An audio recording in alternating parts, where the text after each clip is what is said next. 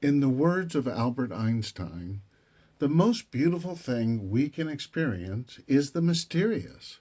Today, we embark on a celestial journey to experience one of nature's most awe-inspiring mysteries, the total solar eclipse.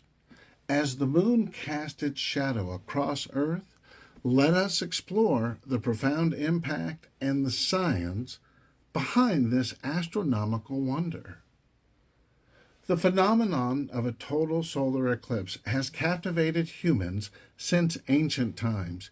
Historically, eclipses were both revered and feared, seen as omens or divine messages.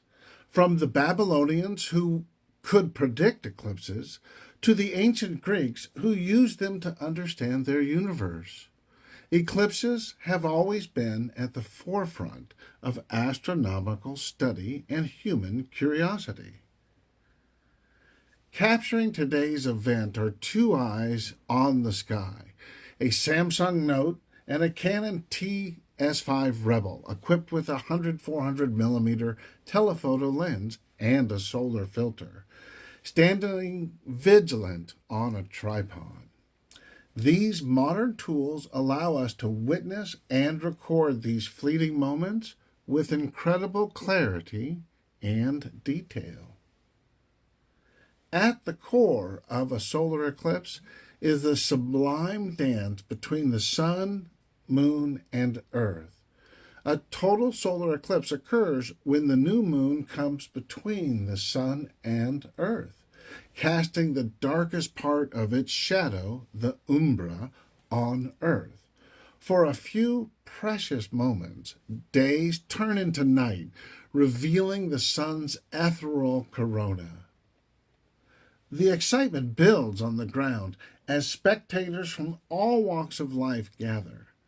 Each individual, whether a seasoned astronomer or a curious onlooker, shares in the communal thrill of anticipation and the joy of shared experience.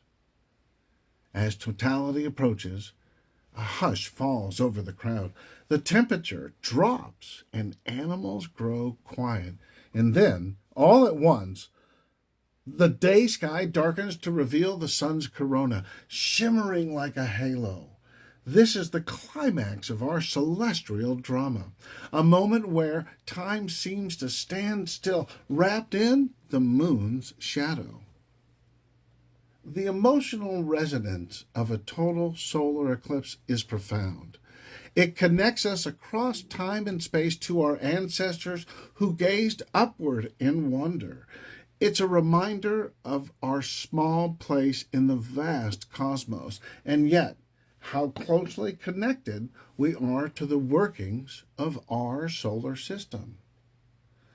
As the moon slowly moves away, sunlight begins to peek around its edges, signaling the end of the total eclipse. Observers reluctantly withdraw their gazes, knowing that they have shared in a moment of astronomical serendipity. Though the shadow has passed, the memory of today's total eclipse lingers, a striking reminder of the mysterious beauty Einstein spoke of. Keep looking up, for the universe is always ready to reveal its next secret. February 29th, 1504. As our ships lay anchored off the coast of Jamaica, my crew grows restless and the natives grow wary. Our supplies dwindle, and the goodwill of the islander ebbs like the tides that sway our caravels. Yet, the heavens may yet hold a card in my favor. An eclipse of the moon foretold by the almanacs of Europe. This rare shadow will soon dance upon the moon's face in no less a marvel than the new world itself. It is an event that the natives here have not foreseen, and so, with careful measure and guarded hope, I prepare to harness this night's shadow as a means to secure our survival and their awe. By my calculations, the eclipse will reach its fullness tomorrow night. I shall invite the Kakeiks to view this spectacle with us, proclaiming our ability to darken the moon as a sign of displeasure from our gods, should they decide against helping us. Such a demonstration of celestial power, I am convinced, will ensure their cooperation and restore the supplies we so desperately need. As the shadow begins to creep across the moon, I watch the faces of the native chiefs, their eyes wide with fear and wonder. Through this heavenly phenomenon, I seek not just the favor of the gods, but the favor of those whose land we tread upon. Let this entry serve as a testament to the power of knowledge and the stars. For tonight, the heavens themselves have conspired to chart our course. The moon's masked light shall shine upon our fortunes as surely as it cast us now in darkness. And so, as the moon reclaims its full glow, so does our hope. This celestial event, a manipulation of perceptions, yet a genuine marvel, has swayed the hearts and minds of our host. We are granted passage and provisions by their grace and by the awe of the cosmos. Let us journey back to the 6th century BC, to the ancient world of Ionia, where the Thales of Miletus, one of the pre-Socratic philosophers, is about to etch his name into history. Known not only for his philosophical insights, Thales was also an astronomer and a mathematician whose understanding of the celestial realm was unparalleled in his time. Setting the stage. The year is 585 BC. The region of Anatolia is fraught with conflict, and the armies of the Medes and the Lydians having been locked in a relentless war for 5 long years. The battlefield, near the Halys River, in a tense mosaic of soldiers, horses, and the metallic glint of armor under the sun, a sun that Thales had predicted would soon hide, even if only briefly. Thales' prediction, living in a world governed by the whims of gods and the mysteries of nature, Thales' assertion that he could predict the behavior of the heavens was met with a mixture of skepticism and awe. Yet, Thales was confident, using his knowledge of the Babylonian and Egyptian astronomical cycles and methods. He had calculated that a solar eclipse would occur, a rare and foreboding omen in the ancient world. The day of the eclipse.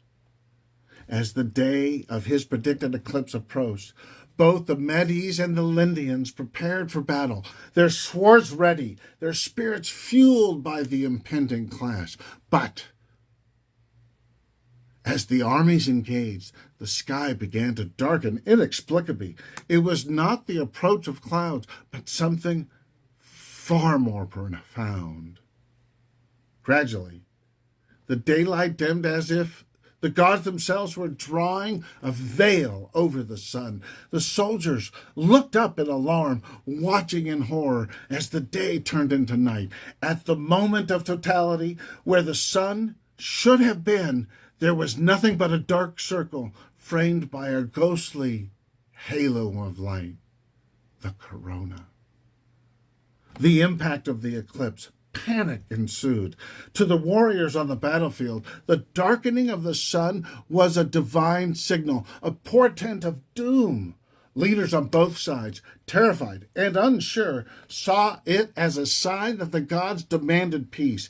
Thales watched, perhaps with a quiet satisfaction, as the eclipse he predicted became the catalyst for reconciliation. As the sun's light slowly returned, piercing the darkness with rays of relief, negotiations began.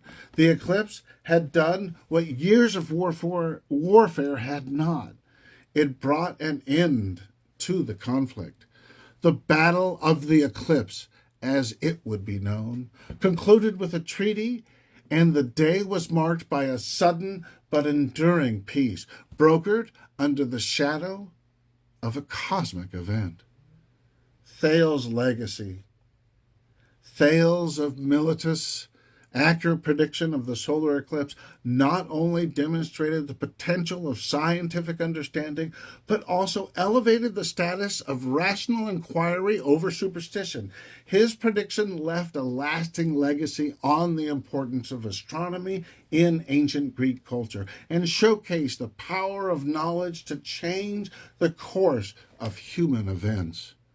This tale of Thales and the eclipse is a testament to the dawn of scientific thought, a moment where mankind began to perceive the natural world not as a realm of capricious gods, but as a place governed by discernible laws that could be understood, predicted, and respected. The royal eclipse, a day of wonder in the court of King Louis XV, the year 1724. France, under the reign of a young Louis XV, is a vibrant tapestry of art, science, and the Enlightenment.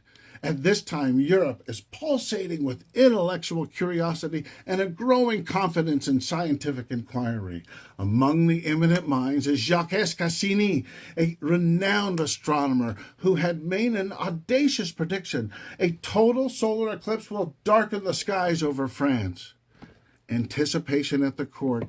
As the anticipated day draws near, the excitement builds not just among the astronomers and the scholars, but also at the royal court. King Louis XV, a monarch known for his patronage of the sciences, sees this as a splendid opportunity to showcase the might of French science and its contribution to the enlightened world. Preparations at Versailles. The opulent palace of Versailles, with its gilded halls and expansive gardens, is abuzz with preparations. The king orders a grand viewing event, inviting nobles, diplomats, scholars, and distinguished citizens to witness this celestial spectacle. From the palace grounds, the best telescopes are brought in, and Cassini himself is tasked with explaining the phenomenon to the royal audience. The day of the eclipse. On the day of the eclipse, the air is filled with a mix of anticipation and the faint scent of spring flowers from gardens of Versailles.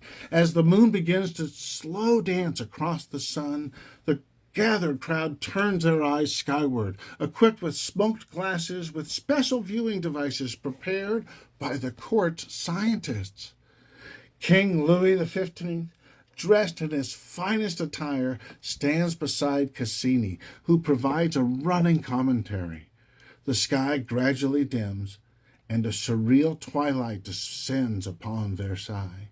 Gasps of awe ripple through the crowd as the totality phase approaches, and for a moment, day turns to night. The moment of totality.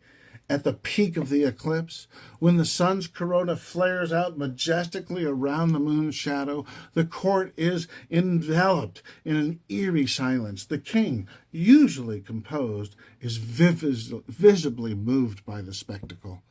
Around him, the courtiers are equally transfixed, their faces bathed in the ethereal glow of the corona, a sight few had imagined they would ever witness.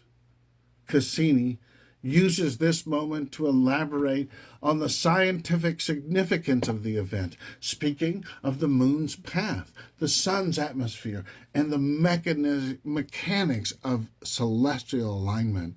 His words not only educate, but also elevate the status of scientific endeavors in the eyes of all present.